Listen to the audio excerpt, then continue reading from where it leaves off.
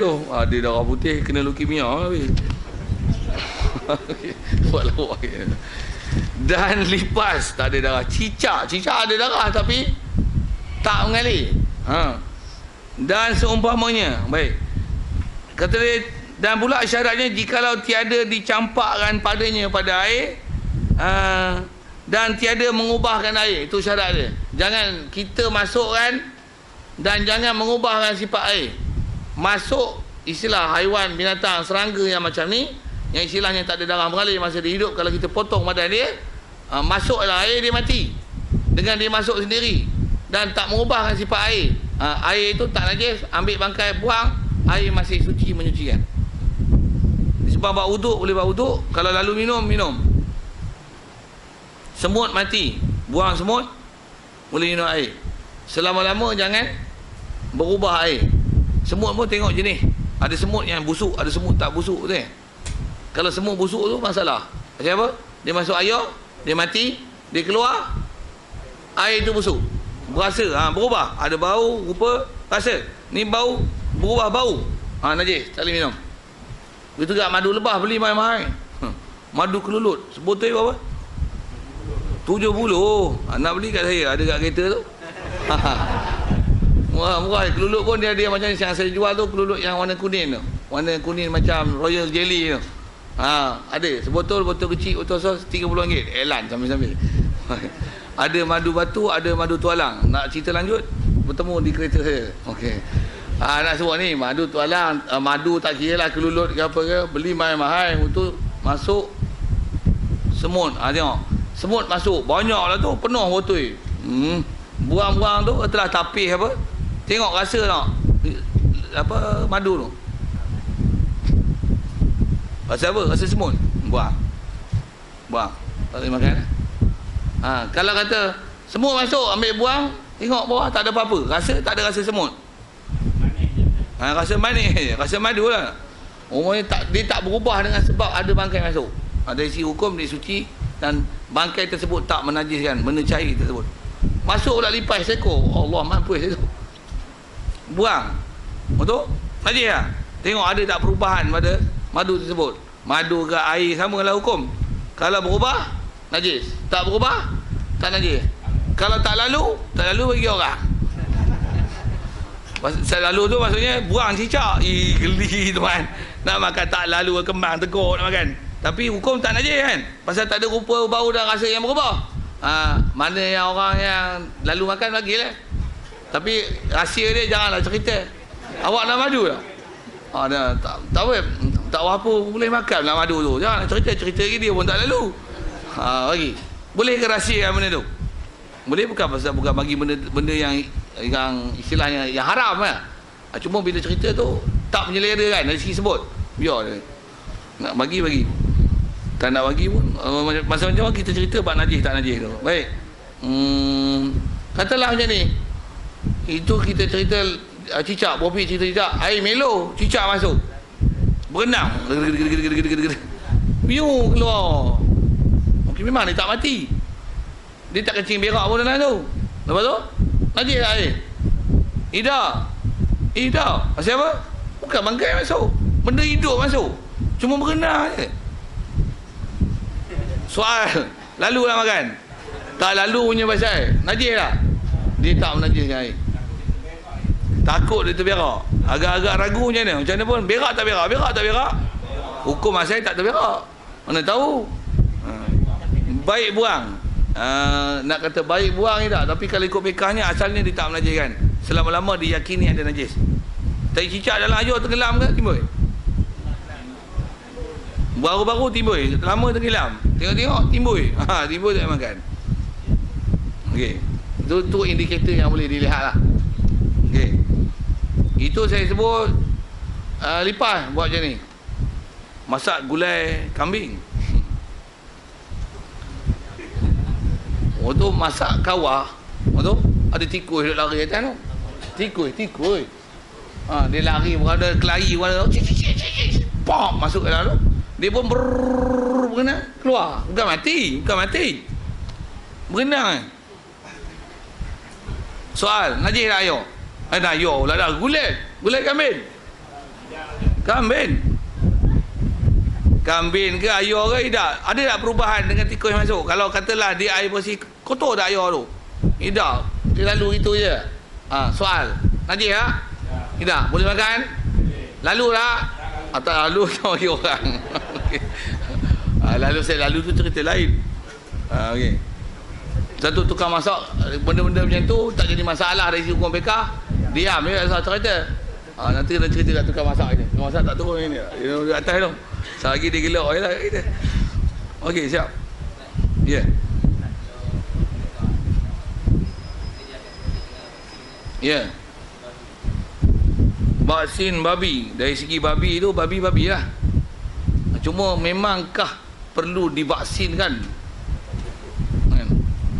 Yang tu kena soal tu. Tapi kerajaan Malaysia ni pasal banyak kementerian kesihatan kita dipegang oleh orang-orang yang bukan Islam pula tu.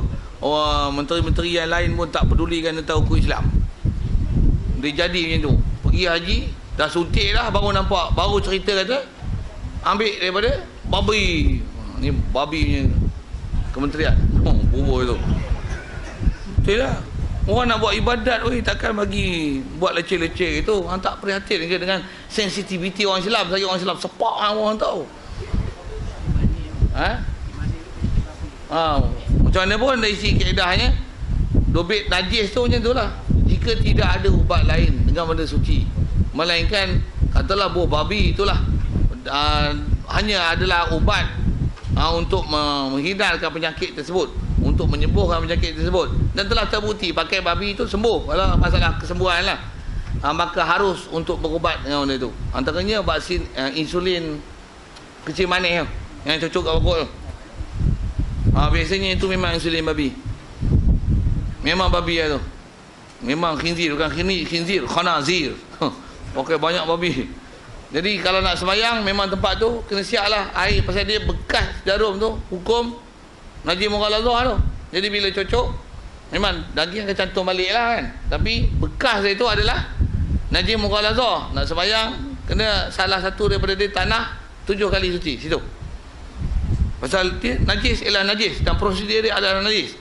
Macam mana kaedah najis nak sebut, anjing yang kita ajar memburu, dia memburu, antara kaedah yang kita ajar dia digigit, dengan syarat kita ajar dia pandai, dia memburu, dan katalah digigit, binatang tu mati, halal dimakan dengan syarat anjing yang istilahnya mu'allamah.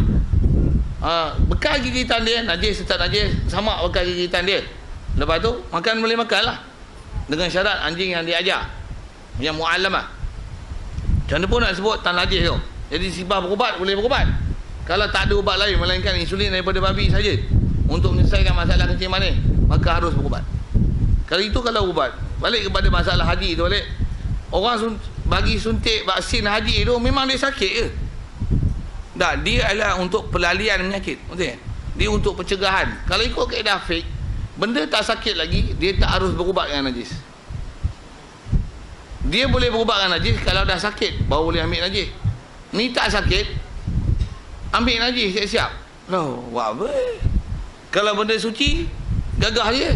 Tapi kalau najis, tak boleh. Ya. Yeah.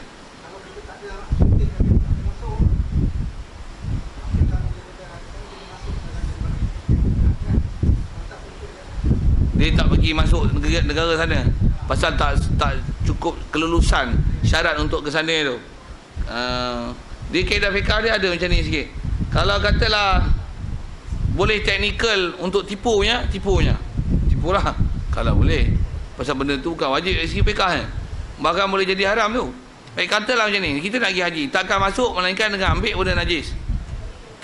Dia cek pula, nak lah kena najis ni dulu, sedangkan kita tak ada sebab untuk ambil najis. Bukan berubat pasal kita bukan sakit, kita hanya diberi pelalian untuk mencegah penyakit. Kaedah fiqahnya hukum tak selamat perjalanan. Pasal ada penyamun duduk tengah jalan, dia nak bagi lalu, dia suruh cocok kita, dia cocok sekali. Cocok tu enjet lah. Tu cocok biasa, bukan cocok enjet. Kita lalu mesti dia cocok sekali, cak dia bagi cocok, cak, sakit kau walaupun tak mati, tapi selamat tak perjalanan. Yang tu namanya tak selamat pasal ada gangguan di jalan. Itu istilahnya ada qati' otorik, ada penyamun duduk di jalan, tak wajib haji. Pasal apa? Perjalanan tak selamat namanya. Tak haji. Tarik balik duit. Pasal lagi. Bagi Kota Raja ni banyak pembangunan lagi nak buat. Saya lawak kat tu Saya sebut hukum fiqh betul. Saya bukan lawak apa ni. Hukum tu saya sebut bukan lawak. Kalau kata tu kan, kalau ikutnya kerajaan dia kena prihatin lah situ. Masalah boleh tak boleh, tapi itulah kalau tengok bab-bab Kementerian Kesihatan ni, banyak benda yang peraturan kesihatan ni dia langgar. Banyak benda kan. Masalah bersalin, masalah berubat, macam-macam benda Tambah ubatan-ubatan yang dipakai tu. Memang dia tak berani jamin bahawasanya ubatan tu adalah ubatan yang memang surely adalah dilulus syarak, yang patuh syarak. Saya sendiri antara yang pernah dipanggil dalam bab tu. Syarat tu agak banyak, tapi sebut sekali lalu, kami di pondok, antara ketua dia saya lah. Yang jenis tak mau suntik anak-anak, tak bagi pelalian suntikan vaksin-vaksin tu. Polio lah, campak lah, 3 serangkai apa, 10 serangkai tu. 2-3 bulan demam, 2-3 bulan demam. Demam apa? Demam suntik.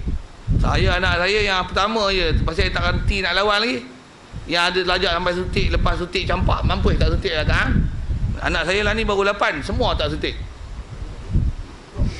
Baru 8, maksudnya ada lagi lah tu. Semua tak suntik. Sihat je pun. Betul-betul Dan semua geng-geng kami yang pondok semua tak suntik. Untuk dia orang panggil pasal dia orang kena bagi laporan dekat orang atas, dekat staff nurse dia yang atas tu. Yang staff nurse yang pakai baju biru. Kan? Staff nurse dia tu. Dia panggil lah kita. Panggil buat pertemuan pelajar pondok dengan staff nurse. Dia panggil doktor-doktor dia. Dialog. Kenapa tak mau bagi suntikan? Dia bagi cerita suntikan dia. Suntikan kami adalah untuk pelalian aja. Supaya jangan kena berjangkit. Ini kita bagi soalan-soalan maut. Dia tak boleh jawab. Saya kata kami tahulah masalah suntikan tu. Tak payah sembah. Tu kami bukan jahil sangat sampai tak kerti bab tu. Ingat kami tak ada pelajar dengan bab-bab suntikan ni. Banyak masalah kami lah. Doktor jawab satu jawapan. Adakah dijamin benda tu suci? Jawab. Kami pun tak tahu. Tak payah jawab. Kalau gitu tak boleh jamin suci sembah apa? Betul pula memang ke pasal dia mesti istilahnya disuntik itu bakteria kan. Adakah diproses di Malaysia oleh pakar Malaysia ataupun beli daripada luar? Dan semua negara tu, kami kalau boleh nak cerita negara pun jadilah. Daripada negara mana? Minta maaf Ustaz, kami pun tak dapat maklumat daripada negara mana benda tu diproses. Lah, macam mana sampai cuai macam tu? Betul, macam mana nak suruh kami suntik? Lepas tu dah cerita macam-macam banyak benda soalan maut dia tak boleh jawab. Betul saya tanya gini, baiklah. Kalau gitu katalah macam ni, bahan suci, ambil buat proses suci, benda elok, memang tak ada najis, tak ada babi-babi langsung. Semuanya daripada benda suci. Saya kata macam ni, boleh tak kami ni buat pilihan tak nak suntik walaupun benda suci? Dia kata itu terpulang. Ya Allah, apalah bagi kami ramai. Ya Allah, benda suci pun boleh pilih, nak suntik tak nak suntik. Apatah lagi duk bunyi cerita macam-macam ni. Buat penat je buat panggil majlis kami ni. Lain kali tak payah panggil lah, belah. Tapi dalam majlis tu, belah tu saya tak cakap lah. Saya tak sebut lah belah tu. Belah ni kita tak sebut lah. Saya kata itu, kita cakap minta maaf lah. Lain kali kalau nak panggil pun buat kerja sia-sia macam ni, buat apa? Cakap macam seolah-olah tuan-tuan menjamin bahawasanya tuan-tuan punya apa yang undang-undang yang dikenakan tu sebagai satu jaminan untuk kesihatan untuk kami. Sedangkan dari sisi kaedah fiqahnya salah dalam macam-macam perkara. Tambah pula, kalau betul pun tuan-tuan kata itu adalah pilihan, ikut kami nak suntik tak suntik, marah buat apa? Ya Allah. Orang ada nasi minyak, ada nasi putih, tak nak makan nasi minyak, dia marah, pakailah nasi minyak. Marah buat apa? Pilihan dia nak makan nasi minyak, nasi putih. Apa cerita ni? Masih cerita cerita suntikan tu lah sikit kan. Saya cerita tadi ke bangkai yang macam mana pun yang terdekat dengan kita, dia dah sebut lah. Bangkai yang dimaaf khusus disebut ialah bangkai binatang yang tidak ada darah semasa dia hidup, yang bila kita belah ataupun potong anggota dia, bangkai itu dia tak menajiskan air jika tak sengaja masuk dan tak mengubahkan sifat air. Dobit tu nak ingat. Sampai mati kena faham tu. Ini sipil dia. Ada soal? Betul? Ya? Betul? Betul?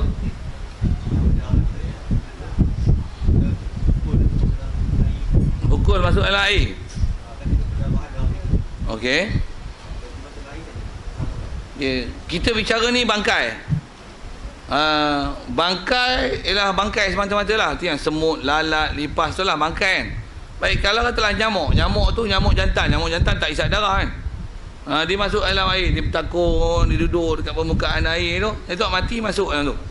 Apa nak sebut? Jadi buang je lah bangkai tu jika tak merosakkan air jika tak ada perubahan. Tu jelas tu rasanya. Jadi kalau nyamuk yang ada darah, kita tepuk, ada darah najis lah, darah. Boleh. Kalau nyamuk pun masuk dalam air, biasanya kalau dia memang ada darah dalam perut dia, biasanya dia masuk dalam air, perut dia tak pecah. Kalau pecah sampai berubah air, najis lah, pasal berubah. Boleh. Kalau kita tak tahu perut dia pecah tak pecah, tengoklah rupa yang ada. Dan tu dari segi pedoman, tengok mata yang mengikut pandangan zahir lah. Yang tu rasa saya jawab. Tapi macam mana pun kalau tepuk dia darah. Pasal cuma nak sebut ini, tang bangkai tu dia najis.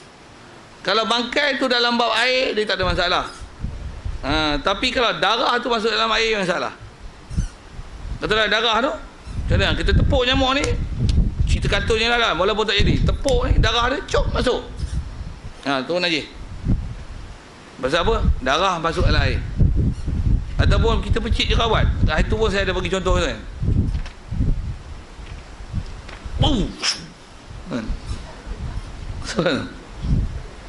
Najis. Pasal apa? Darah. Ini bukan darah, kata dia punat. Punat tu hukum nanah. Hukum punat tu hukum nanah. Dia benda badan dalam. Istilahnya ada darah nanah tu. Dia istilah ada sel darah putih yang telah mati berlawan dengan bakteria, dia akan jadi nanah ataupun kalau dikeras tu dia jadi pejal. Itu adalah darah hukumnya. Darah dan nanah adalah darah sebenarnya. Najis air. Pasal hukum air sikit masuk najis. Dan najis tu ialah darah. Kita bicara tadi, air sikit masuk bangkai yang tidak ada darah masa dia mati. Okey, lain? Ya. Ya. Okey.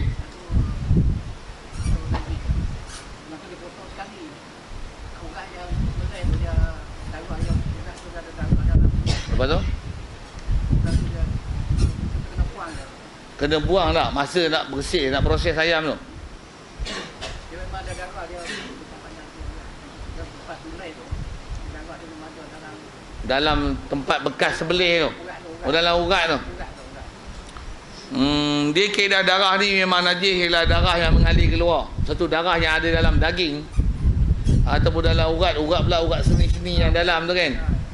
Jika memang boleh nampak macam mana darah yang ada dalam jantung, darah yang ada pada hati ayam kan, ada urat darah tu, itu juga pada jantung, ada ketul darah dalam jantung, itu kena belah buang. Itu juga pada tengkuk, kalau memang nampak darah dari itu, belah buang. Tapi kalau yang dalam yang seni-seni yang tak boleh dibuang tu, biar lah, yang tu dimaaf. Lain.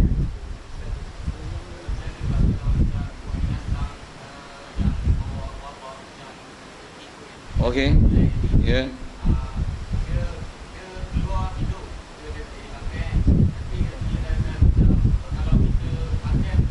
Jadi penyakit, ya. Bagus soalan tu. Jadi kalau ada benda yang berkaitan, dia bukan bab masalah najis, tapi masalah wabak, masalah kesihatan. Jadi kena pelihara bab kesihatan lah. Jadi maksudnya kalau kata musim tu lah, musim wabak kan, katalah lalat masuk, memanglah lalat kita bicara dia tak menajiskan air kan. Tapi musim tu musim apa? Musim cerit-berit, ada kolera, taun. Jangan buat kerja lah. Nampak nak sebut ada benda tu, jadi cuma dia jadi haram. Kalau kata jadi mudarat tu pasal apa? Pasal masalah lain. Tapi masalahnya atas najis, dia tak jadi najis hari tu. Jadi masalah yang kita kena hati-hati disebabkan wabak, taun, kolera dan sebagainya, untuk masalah kesihatan. Jadi elak-elak kesihatan. Macam mana kalau sebut masalah tak lalu tadi lah kan. Tak lalu macam mana? Tak lalu, masalah tak lalu. Tapi masalah najis, kita bicara bab najis. Okey. Lain? Kita baca seperkara je hari ni. Walaupun seperkara, ada beberapa sepir yang kena ingat ambil mati tu. Bangkai binatang yang ke darat dengan ikhtiar, insyaAllah. Mudah-mudahan itu jadi pedoman kita untuk kita lihat, dan dengan itu kita faham apa yang kita belajar ni, insyaAllah. Kemudian kita sambung lagi nanti. Demikian lagi, najis yang halus tiada dilihat oleh mata. Masih lagi kita nak sambung ni, istilah najis dipanggil najis makfuat, yang diistisnakan. Kita baru jumpa bangkai, ada jumpa lagi nanti najis yang mata pada pandangan kasar tak boleh lihat mata najis tersebut. Apa dia nanti, insyaAllah kita jumpa coming soon, next month lah.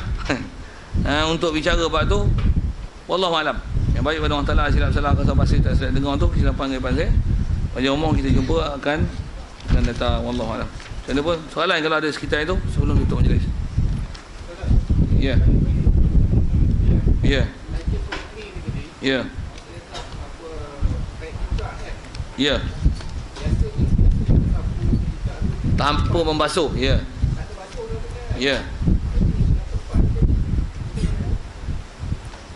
Jadi tanya tempat tu lah kan. Ya. Bagus. Terima kasih soalan tu. Soalan tu kalau ikut memang benda yang kena sangat faham. Dan ada isu yang saya dah selesai yang dulu dengan saya cerita asal dan ghalib. Nah, itu cerita kan. Asal dan ghalib. Benar, asal ghalib. Ke duit boleh tak bawa dalam sembahyang? Boleh? Ke lunyai duit pun macam-macam rupa boleh bawa dalam sembahyang? Pasal apa? Duit ni kotak boleh lah bawa dalam sembahyang. Ghalib ni pasar ada, pasar babi pun ada, Cina pegang, Melayu pegang, orang tak basuh trik pun ada, ayat duit yang jatuh dalam parit pun ada. Ghalibnya najis. Asal kotak suci. Okey, asal dengan ghalib menang apa itu? Asal. Pernah ajar tak? Pernah ajar tak? Cuma dia orang tak datang tu punya pasal tanya orang yang mari. Mana nak larat ulang tu tak? Okey. Macam mana pun nak sebut kaedah ni. Tai cicak najis lah, najis. Tahu Kita mari. Kita tengok lantai tu ada tai cicak. Tengok tak ada lah. Memang ghalibnya tempah tambah pula dekat lampu je ni. Biasanya ada cicak, dia kan ada tai tu. Budak-budak ni pun kutip je tak? Kutip tak? Tak basuh tak? Basuh tak? Tak basuh kan? Kutip. Kita mari tengok tai cicak tak ada. Asalnya lantai, marble. Suci. Karpet, suci tak? Okey. Golek-goleknya bawah lampu. Jamban cicak. Boleh bahasa jamban tu. Boleh tak sembahyang di situ? Biasanya memang ada tai cicak dan memang tak basuh. Tu golek. Asal karpet. Ada tai tak? Tak ada. Ada bau tak? Tak ada. Ada tai cicak? Tak ada. Boleh tak sembahyang? Pasal apa? Asal. Itulah kaedah. Macam mana pun dia asal, selagi hukum asal lah. Tengok ni, kalau macam ni kita nak sembahyang, saya tengok ada tai cicak, soft dah beratur lah. Tempat kita nak sembahyang tu ada tai cicak, kita pun ambil tai, bukan tai cicak, sapu. Kita boleh tak sembahyang kat situ? Kalau tak ada apa-apa anggota kita, pakaian kita kena, boleh, sah. Tapi kalau katalah tempat yang tarik yang kita ambil tu, pasal dia bukan asal tau, dia bukan ghalib tau, dia apa? Yakin najis. Kita pula tak basuh. Macam mana nak buat? Sepatutnya tempat tu pun tak najis. Kalau kita sujud nanti ada kain kita kena kat situ, tak sah sembahyang. Masa tu kita tak boleh sembahyang itu. Kalau nak sembahyang juga, ambil lidah ni, sejadah ni, hampur, baru boleh sembahyang di situ. Jika tempat tu boleh kena pakaian. Kalau tempat tu tak kena dengan pakaian kita atau anggota kita, sah sembahyang. Tapi ada makruh pasal kita sembahyang membetulkan najis. Hukum najis di bawah tu. Walaupun najis kan tak ada. Jadi dari si hukum ni macam mana tu? Asalnya, asal yang ghalib tadi, menang asal. Jadi tengok tak ada, walaupun asalnya memang najis, orang tak pernah cuci pun, itu ghalib. Tengok najis tak ada, sah sembahyang ni tu. Macam mana pun nak cermat, macam mana? Ambil syahadah, hampur. Tak ada siapa kelahi kat kita. Kod semua orang tak boleh buat lah. Macam mana pun hukum asal masih suci. Nak jaga sikit tang masa tai cicak jumpa tu, buang. Masa tu masalah. Satu yang kena hati-hati sangat, jangan pergi sembahyang masa tu, tambah pula pakaian kita, anggota kita kena pada tempat najis tersebut. Dia kalau ikut kita nampak, dia tak nampak, tak tahu, dia lepas tu dia asal lah. Dia asal. Kita boleh. Kita duk nampak, kita tak boleh. Dia boleh. Pasal dia kembali hukum asal dengan ghalib. Macam mana pun kalau kita nak kabur lah. Kalau tak kabur pun, biar lah. Memang selalu pun buat, biar lah. Biar lah. Kalau itu betul lah, kita buat selalu. Ya.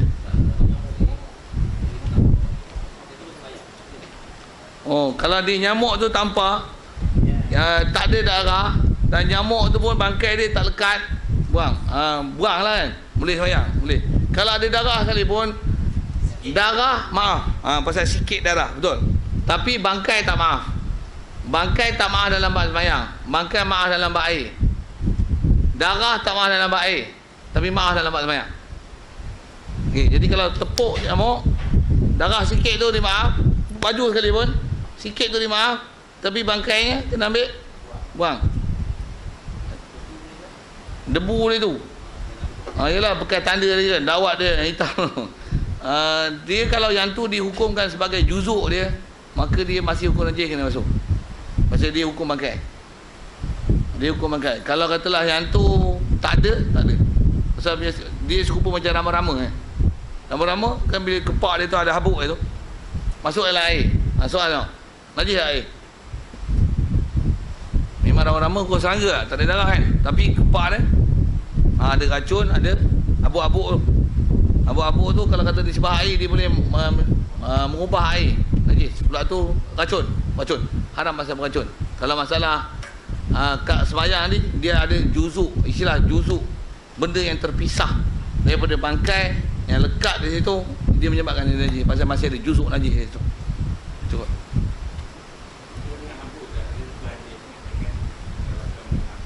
Lalat bendang kan, ya, tu yang ada. Pasal dia tak sabit dengan habuk.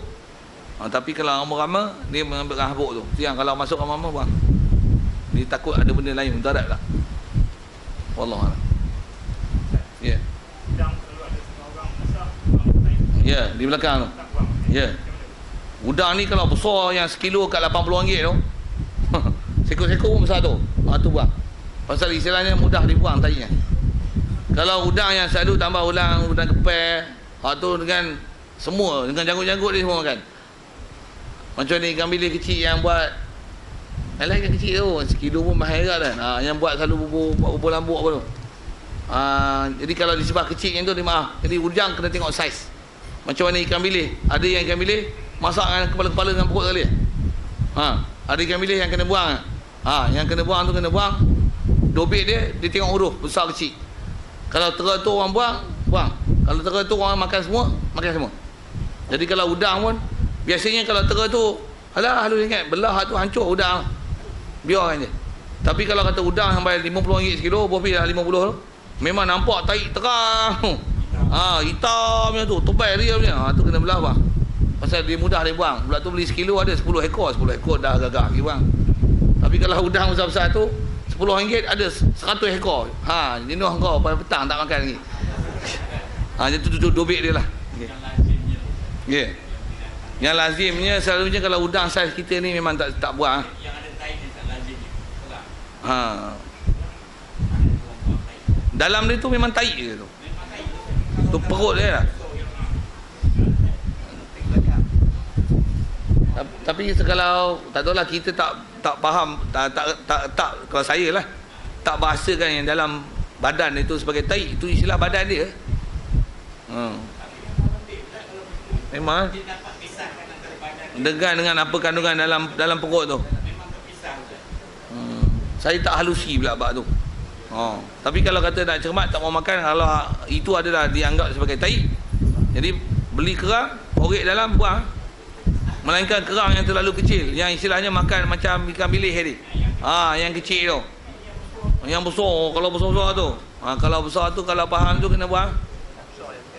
Yang besar je, yang biasa kita makan tu rasanya tak padan dengan buang taik. Buang taik tu macam tak makan kerang lah kita. Ya. Jadi kalau kata atas soalan tu kerang besar, ya, maksudnya dalam ni kena buang. Dia tak boleh makan semua. Bismillahirrahmanirrahim. Allahumma nawwir qulubana bi nuri hidayatika kama nawwartal arda min syamsika abadan abada bi rahmatika ya arhamar rahimin warzuqna fahman nabiyyin wa hifdzal mursalin wa ilhamal malaikatil muqarrabin wa sallim tasliman ala jamil anbiya'i wal mursalin walhamdulillahi rabbil alamin. Assalamualaikum warahmatullahi wabarakatuh.